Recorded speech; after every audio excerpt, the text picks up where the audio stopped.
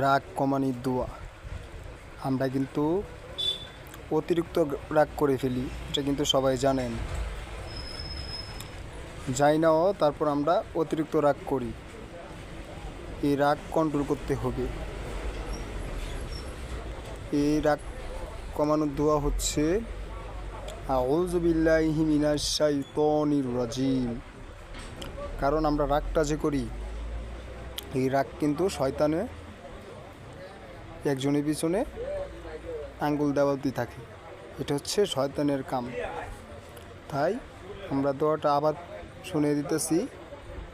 দোয়াটা হচ্ছে আউযু বিল্লাহি মিনাশ শাইতানির রাজিম। আশা করি সবাই ভালো থাকবেন, আমার ভিডিও সবাই দেখবেন, লাইক শেয়ার করে দিবেন, সাবস্ক্রাইব করে দিবেন। আসসালামু আলাইকুম।